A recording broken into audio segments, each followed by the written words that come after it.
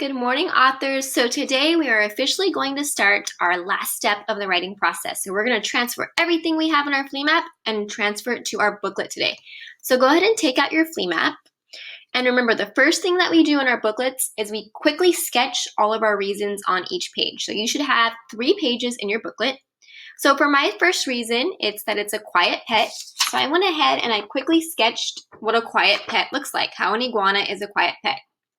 For my second reason, I have it teaches responsibility. So I quickly sketched how an iguana would show me how it would show me how to be responsible. And then my third reason is that it's an exotic pet. So now that I've quickly sketched all of my drawings on each page, remember you should have 3 pages total. Now I'm going to look at my opening. My opening says, have you ever considered having an iguana as a pet? If so, you should continue reading to find out more about pet iguanas. In my opinion, I would want to have an iguana as a pet. So I'm just going to copy my opening straight onto my booklet. So that's exactly what I did. Have you ever considered having an iguana as a pet? If so, you should continue reading to find out more about pet iguanas. In my opinion, I would want a pet iguana. And now I'm going to list my first reason why I would want a pet iguana. And remember, to make our writing flow, we want to use a transition word.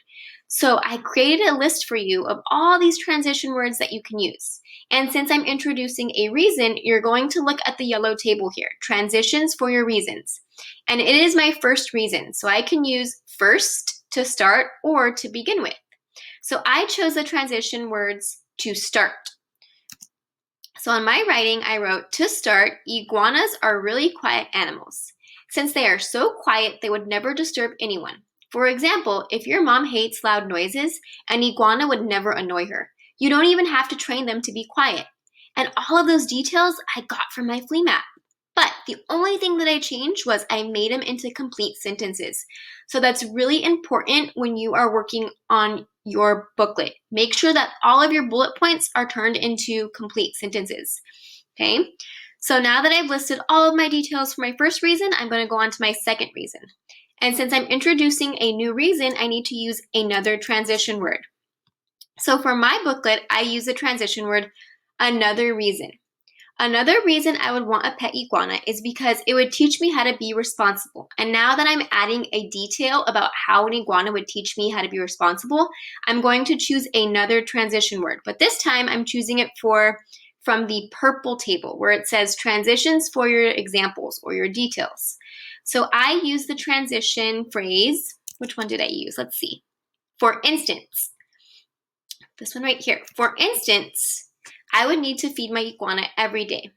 I would also have to clean the cage when it is dirty. Additionally, there's another transition word because I'm adding more details about how it would teach me responsibility. Additionally, I would have to take it to the vet when it is sick. So now that I've finished my second reason, I'm going to go on to my third reason, my last reason. I'm going to use another transition word.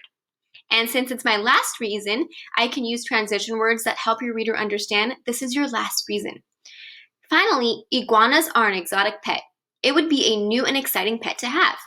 I think a pet iguana would be a great conversation starter. Everyone would be amazed. Lastly, I think having an iguana would be a great learning experience for me. As you can see, an iguana would make a great pet. So this is my closing right here. Let's see if it matches the closing on my flea map. As you can see, an iguana would be a great pet. Yep, it does match what I have on my booklet. So remember to use your flea map as a guide to help you with what you're going to write in your booklet. And remember that all good writers, after they're done writing, they go back and they use their writing checklist to make sure that they have everything they need in their writing. Do you have a lead? Did you include transition words? Do you have an ending? Is your writing organized? Did you elaborate? Elaborate means that do you have details for your reasons? And finally, go back and check to make sure that all of your sentences have periods or question marks or exclamation marks. Make sure that your sentences are complete. So make sure that you just go back and reread and revise and edit. I know that you are all great revisers and editors. Okay, I hope you do an awesome job on your writing today. Good luck, everyone.